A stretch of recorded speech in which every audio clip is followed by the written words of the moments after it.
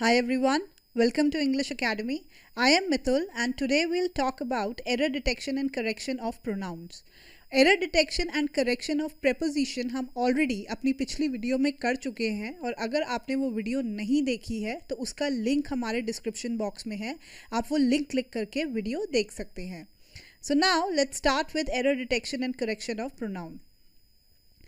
Now in this particular video हम pronoun के कुछ मेजर कंसेप्ट्स के बारे में बात करेंगे, ना ही प्रोनाउन के बेसिक कंसेप्ट्स के बारे में, क्योंकि बेसिक कंसेप्ट्स के बारे में हम ऑलरेडी अपनी पिछली कुछ वीडियोस में डिस्कस कर चुके हैं. तो अगर आपको प्रोनाउन के बेसिक कंसेप्ट्स के बारे में पता करना है तो उनकी वीडियोस का लिंक हमारे डिस्क्रिप्शन बॉक्स में है, आप वो लिंक क्लिक करके प्रोनाउंस के बेसिक कंसेप्ट्स के बारे में पता कर सकते हैं. Now coming back to the video, first thing जो आज हम डिस्कस करेंगे that will be personal pronoun. और पर्सनल प्रोनाउन जो है ये हमारे दो चीज़ों में बाइफरकेट हो रखे हैं, दैट इज सब्जेक्टिव और नॉमिनेटिव प्रोनाउन. हम सब्जेक्टिव प्रोनाउन को नॉमिनेटिव प्रोनाउन भी बोलते हैं एंड ऑब्जेक्टिव प्रोनाउन. और इसके पीछे का कंसेप्ट ये है कि जब हम एक सेंटेंस कंस्ट्रक्शन के बारे में बात करते हैं तो सेंटेंस कंस्ट्रक्शन का rule is subject plus verb plus object. तो सब्जेक्ट और ऑब्जेक्ट जो होते हैं इसमें या तो हमारे नाउन्स आते हैं या हमारे प्रोनाउंस आते हैं. अब कुछ हमारे ऐसे प्रोनाउन होते हैं जो सिर्फ सब्जेक्ट के अंडर लगते हैं और कुछ ऐसे प्रोनाउन होते हैं जो हमारे सिर्फ ऑब्जेक्ट के अंडर लगते हैं. और अगर हमने इनको उल्टा कर दिया तो ये पूरा सेंटेंस गलत हो जाता है. तो इनके कुछ एग्जाम्पल हैं. अगर हमारा सब्जेक्टिव प्रोनाउन आई है तो हमारा ऑब्जेक्टिव प्रोनाउन हो जाएगा मी. और इसका एक एग्जाम्पल है I am going to the temple, she is talking to me. अब यहाँ पे अगर मैंने मी को सब्जेक्टिव प्रोनाउन में लगा दिया एंड वाइस वर्सा तो ये सेंटेंस गलत हो जाएगा. For example me is going to the temple, ये सेंटेंस बिल्कुल गलत है बिकॉज मी हमारा ऑब्जेक्टिव प्रोनाउन है और ये सब्जेक्ट में नहीं लग सकता. सिमिलरली शी के साथ साथ जो ऑब्जेक्टिव प्रोनाउन लगता है वो है हर. तो इसको मैं एक ही एग्जाम्पल में डाल देती हूँ, she is talking about her. Then they के साथ जो पैरेलली हमारा ऑब्जेक्टिव प्रोनाउन लगता है दैट इज देम. तो इसका एक एग्जाम्पल हो सकता है they are approaching them. Again we के साथ जो पैरेलली हमारा ऑब्जेक्टिव प्रोनाउन लगता है दैट इज अस. और इसका एक एग्जाम्पल है we are going to watch the match, they are coming with us. He के साथ जो पैरेलली ऑब्जेक्टिव प्रोनाउन लगता है दैट इज हिम. और इसका एक एग्जाम्पल है he is playing with him. अब इट के साथ अगर हमारा सब्जेक्टिव प्रोनाउन है तो ऑब्जेक्टिव प्रोनाउन भी इट होगा. और इनके कुछ अलग अलग एग्जाम्पल है. It is raining today, we are purchasing it. Similarly you अगर हमारा सब्जेक्टिव प्रोनाउन है तो हमारा ऑब्जेक्टिव प्रोनाउन भी यू होगा. तो इसके कुछ एग्जाम्पल है you are a beautiful lady, we are talking to you. तो यहाँ पर यू अगर हमारा सब्जेक्टिव है तो यू हमारा ऑब्जेक्टिव प्रोनाउन भी है. तो मैं एक बहुत ही कॉमन मिस्टेक के बारे में डिस्कस करने जा रही हूँ जिसका रिलेशन हमारे पर्सनल प्रोनाउन से है, यानी कि सब्जेक्टिव एंड ऑब्जेक्टिव प्रोनाउन से. यूजुअली हम लोगों को ये बोलते हुए सुनते हैं Ravi and me went to watch a movie. अब यहाँ पर अगर हम मी लगाएंगे तो ये इनकरेक्ट है. यूजुअली हम लोग यही गलती करते हैं कि हम मी लगा देते हैं. मी गलत है क्योंकि रवि एंड मी ये दोनों सब्जेक्ट है और सब्जेक्ट में कभी भी हमारा मी एज अ प्रोनाउन नहीं आएगा क्योंकि ये ऑब्जेक्टिव प्रोनाउन है. तो इन दिस केस जो करेक्ट सेंटेंस होगा that would be Ravi and I went to watch a movie. अब यहाँ पे आई क्यों लगा? Because Ravi and I they both are subject and I is are subjective pronoun. Now talking about personal pronoun, हमारे जो personal pronoun है ये first person, second person और थर्ड पर्सन में डिवाइडेड है. और इनका क्या यूज़ है ये आगे आने वाले रूल्स में आपको पता चलेगा. तो अगर हमारा जो फर्स्ट पर्सन सिंगुलर प्रोनाउन है, सब्जेक्टिव के केस में वो हो जाएगा आई एंड ऑब्जेक्टिव के केस में हो जाएगा मी. फर्स्ट पर्सन प्लूरल प्रोनाउन जो है वो सब्जेक्टिव के केस में वी हो जाएगा एंड ऑब्जेक्टिव के केस में अस हो जाएगा. Similarly second person singular and plural जो प्रोनाउन है वो सब्जेक्टिव के केस में यू हो जाएगा एंड ऑब्जेक्टिव के केस में भी यू हो जाएगा. और ये प्लूरल इसलिए है क्योंकि यू हमारा प्लूरल प्रोनाउन भी होता है. थर्ड पर्सन सिंगुलर प्रोनाउन के बारे में बात करें तो सब्जेक्टिव प्रोनाउन के केस में वो हो जाएगा he, she and it and objective के केस में हो जाएगा her, him and it. Similarly third person plural pronoun जो है वो सब्जेक्टिव के केस में हो जाएगा दे एंड ऑब्जेक्टिव के केस में हो जाएगा them. Now talking about rule number 1. So in positive sentence we apply pronoun in 2-3-1 order, that is second person then third person then first person.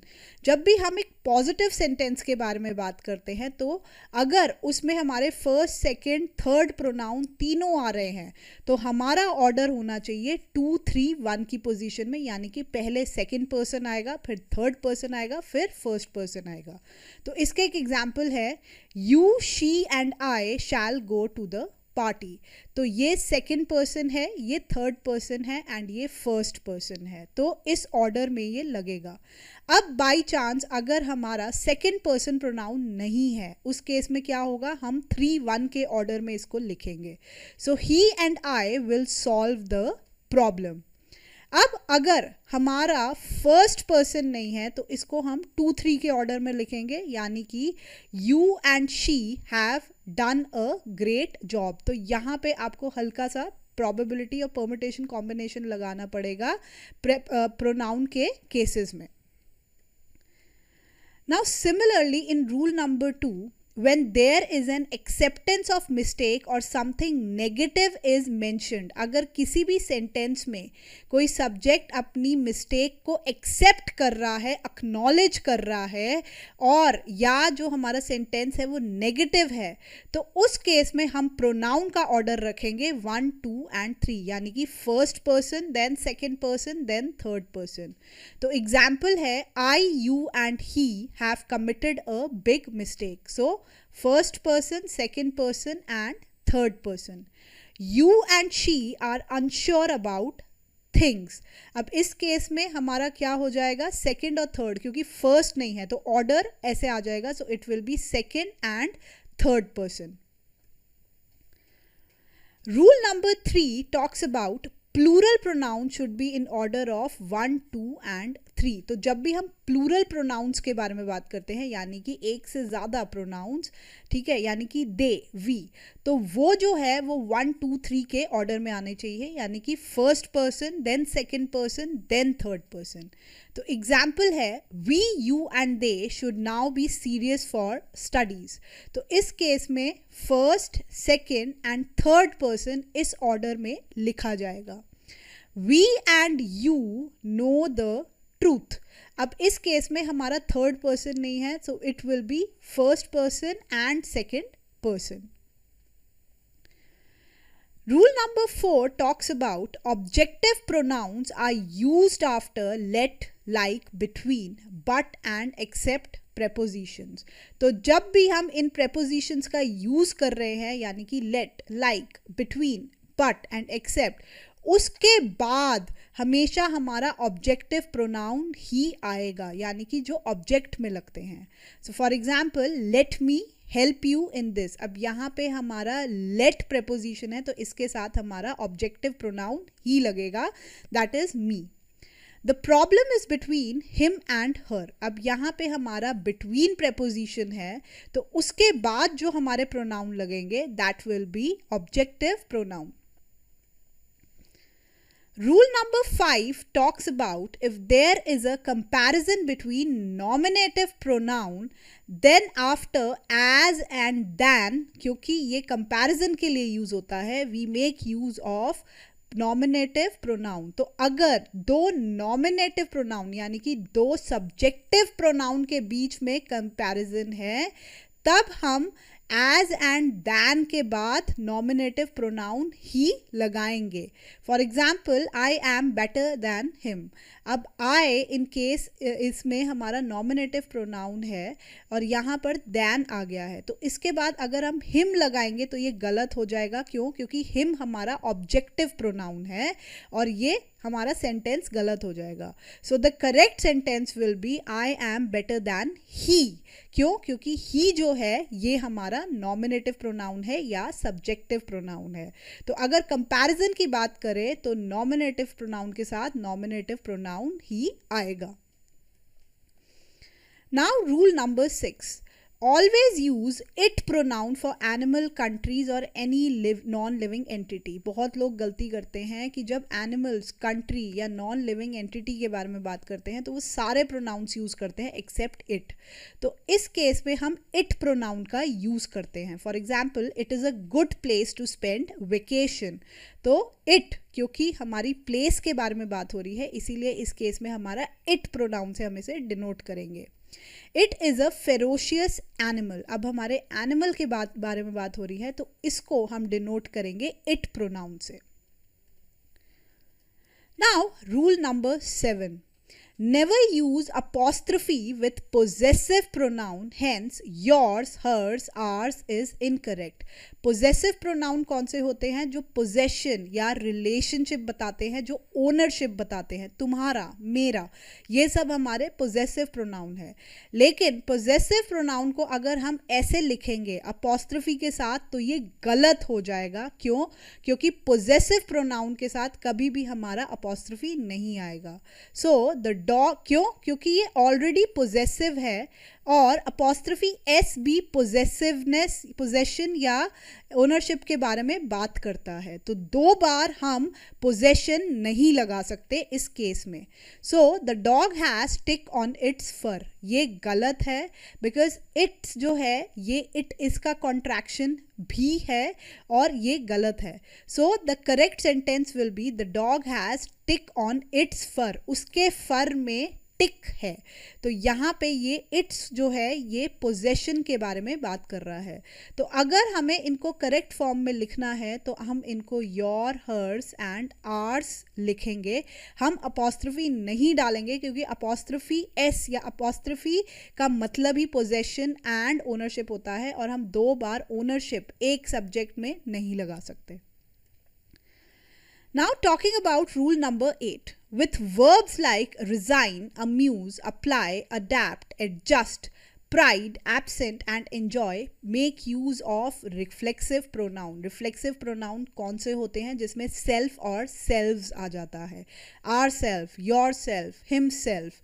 तो जब भी हम verbs के बारे में बात करते हैं, resign, amuse, apply, adapt, adjust, pride, absent and enjoy, उस केस में हम रिफ्लेक्सिव प्रोनाउन का यूज करते हैं. So they adapted themselves to the environment. अब यहाँ पे अडेप्ट हमारा वर्ब आया है तो उसके साथ हमारा रिफ्लेक्सिव प्रोनाउन यूज होगा यानी कि themselves.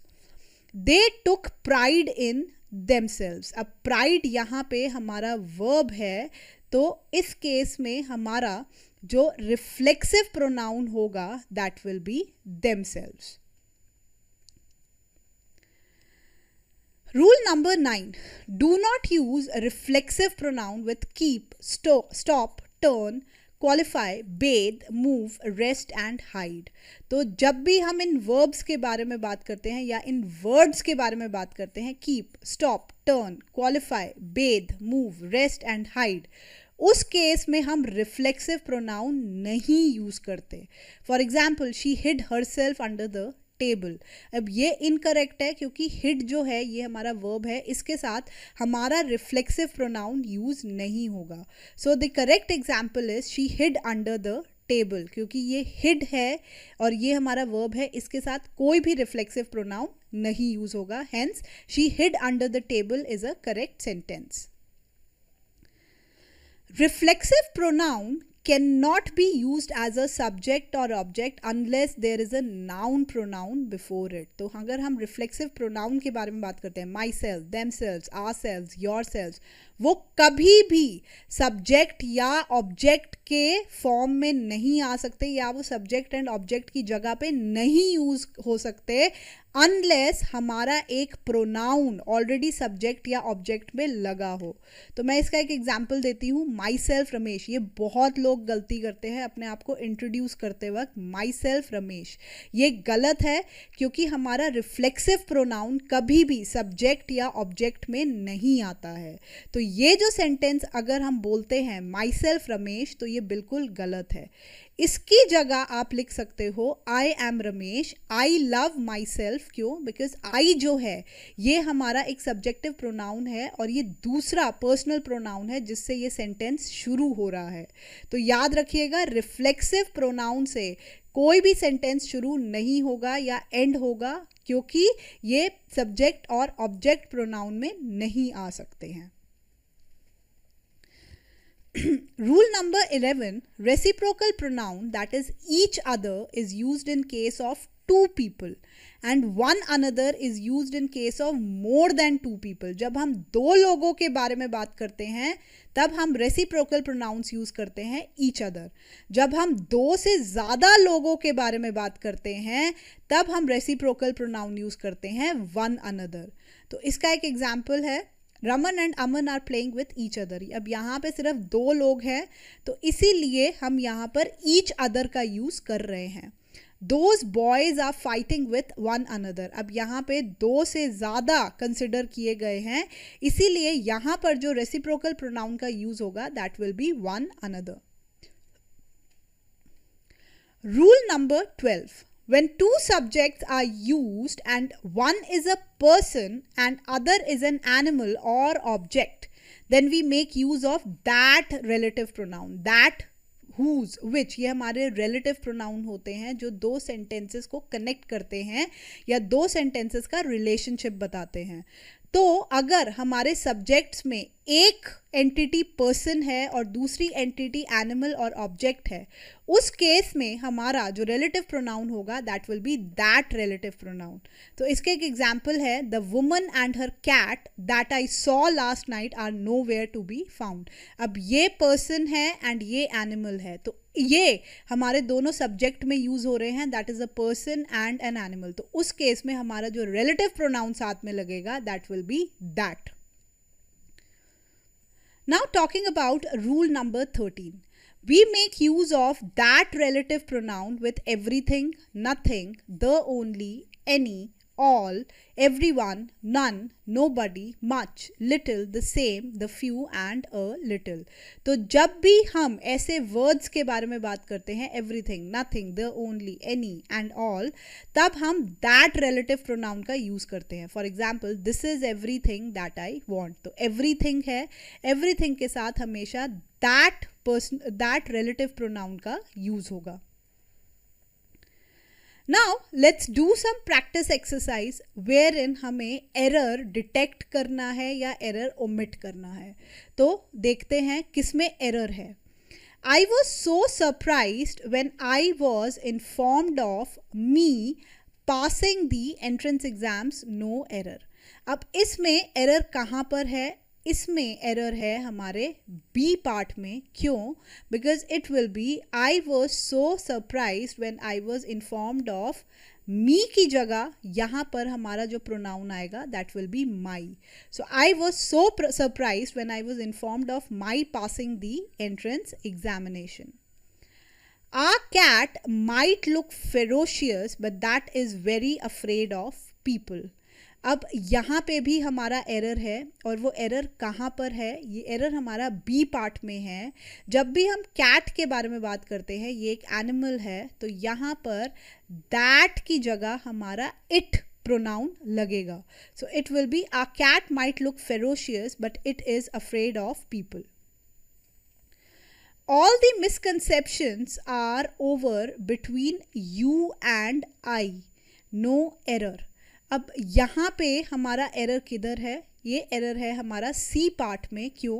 Because you and I. अब यू हमारा सब्जेक्टिव प्रोनाउन है और सॉरी ऑब्जेक्टिव प्रोनाउन है, और ऑब्जेक्टिव प्रोनाउन में कभी भी आई नहीं आता. ये हमारा सब्जेक्टिव प्रोनाउन है. तो आई की केस में यहाँ पर आ जाएगा me. So all the misconceptions are over between you and me. The mother gave her only son was his property. No error. अब यहाँ पे हमारा एरर किधर है? हमारा ये एरर सी पार्ट में है. क्यों?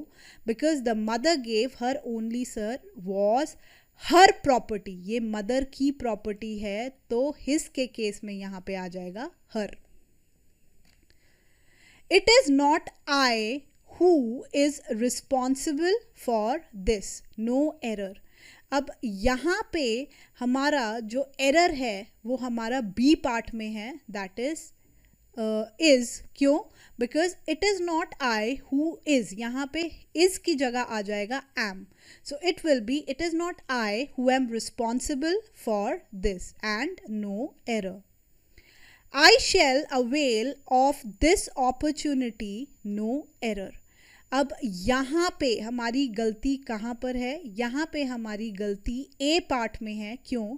बिकॉज जब भी हम अवेल वर्ब के बारे में बात करते हैं उस केस में हमारा रिफ्लेक्सिव प्रोनाउन साथ में लगता है, और आई का reflexive pronoun will be myself. So it will be I shall avail myself of this opportunity. No error. He took his motorbike with himself. No error. अब इस केस में हमारा एरर किधर है? इस केस में एरर हमारा सी पार्ट में है, क्योंकि हिमसेल्फ की जगह आ जाएगा हिम. बिकॉज हिमसेल्फ हमारा रिफ्लेक्सिव प्रोनाउन है, बट यहाँ पे हमारा ऑब्जेक्टिव प्रोनाउन आएगा. So in this case it will be he took his motor bike with him. The company is bankrupt and is unable to pay their employees. No error. यहाँ पे again हमारा error है and the error is in C part. और वो क्या है? जब भी हम कंपनी के बारे में बात करते हैं it is a thing, it is considered in thing. तो यहाँ पर देयर की जगह जो हमारा प्रोनाउन आएगा that will be its. So the company is bankrupt and is unable to pay its employees. You can't change anyone but own. No error. यहाँ पे अगेन हमारी कहीं पर गलती है and that is in C part. Because you जो है तुम अपने आप को चेंज नहीं कर सकते. इसमें हमारा रिफ्लेक्सिव प्रोनाउन आएगा बिकॉज सब्जेक्ट भी वही है, ऑब्जेक्ट भी वही है. So you can't change anyone but own की जगह यहाँ पे आ जाएगा your self. So it will B you can't change anyone but your self. Government organizations and NGO should work on its work execution. No error. अब यहाँ पे again हमारा एरर जो है वो सी पार्ट में है. क्यों? बिकॉज गवर्नमेंट ऑर्गेनाइजेशन और NGO ये दो एंटिटी है, और जब हम दो एंटिटी के बारे में बात करते हैं तो यहाँ पे इट्स की जगह आएगा there. So it will be government organisation and NGOs should work on their execution. He played for hours who really irritated his parents. No error. अब यहाँ पर ही है, ठीक है, और यहाँ पे जो हमारी गलती है वो हमारा बी पार्ट में है. क्यों? बिकॉज ठीक है हमारा सब्जेक्ट ही है, लेकिन यहाँ पे एक इवेंट के बारे में बात हो रही है, एक सिचुएशन के बारे में बात हो रही है जिसने उसके पेरेंट्स को इरिटेटेड कर दिया. और हु जो है ये हमारा प्रोनाउन जो है ये हमारा पर्सन के लिए यूज़ होता है, ना कि सिचुएशन या इवेंट के लिए. तो हु की जगह यहाँ पर आ जाएगा which. So it will be he played for hours which really irritated his parents. The two sisters fought with one another. No error. अब अगेन यहाँ पर हमारा एरर किधर है? पार्ट सी में. क्यों? क्योंकि जब हम दो लोगों के साथ बीच हुए काम के बारे में बात करते हैं तब हम उसकी वन अनदर की जगह हम यूज़ करते हैं each other. So it will be the two sisters fought with each other. We must take proper diet in order to keep oneself fit. अब यहाँ पर हमारा जो एरर है वो सी पार्ट में है एंड दैट इज़ व्हाट? जब हम वी के बारे में बात करते हैं तो इसके साथ हमारा रिफ्लेक्सिव प्रोनाउन आएगा, एंड वी के साथ जो रिफ्लेक्सिव प्रोनाउन आता है that is ourselves. So we must take proper diet in order to keep ourselves fit. It was in 2009 that we visited Singapore for the first time. No error. अब यहाँ पे हमारा जो error है वो हमारा B part में है. क्यों? बिकॉज अब जब हम टाइम के बारे में बात करते हैं तब हम दैट की जगह when का यूज़ करते हैं. So it will be, it was in 2009 when we visited Singapore for the first time. Jane, I and Robbie have finished our task. No error. अब इसमें गलती कहाँ है? इसमें हमारी गलती है फर्स्ट पार्ट में. क्यों? बिकॉज यहाँ पर जब हम पॉजिटिव सेंटेंस के बारे में बात करते हैं तब हम 2, 3, 1 के ऑर्डर में बात करते हैं. तो 2, 3, 1 का order will be Jane, Robbie and I have finished our task. तो फर्स्ट पार्ट में एरर है. I bathed myself in the river. No error. अब यहाँ पे अगर गलती है तो गलती इज इन, जो हमारा एरर है वो हमारा सेकेंड पार्ट में है. और वो क्या है कि जब भी हम बेद वर्ब के बारे में बात करते हैं तो उसके साथ हमारा रिफ्लेक्सिव प्रोनाउन नहीं यूज होता. So it will be I bathed in the river. The teacher didn't know who of the students flunked in examination. No error. अब यहाँ पे हमारी गलती बी पार्ट में है. क्यों? बिकॉज जब हमारी लिमिटेड ऑप्शंस होती हैं तब हम who की जगह which प्रोनाउन का यूज़ करेंगे. सो it will be the teacher didn't know which of the student flunked in examination. She, you and I should work really hard. No error. अब यहाँ पे हमारी जो गलती है वो हमारी फर्स्ट पार्ट में है. और वो क्या है? अगेन हम अगर पॉजिटिव सेंटेंस के बारे में बात करें तो वो 2, 3, 1 की फॉर्म में होना चाहिए. सो it will B you, she and I should work really hard. They requested audience to be on its seat. No error.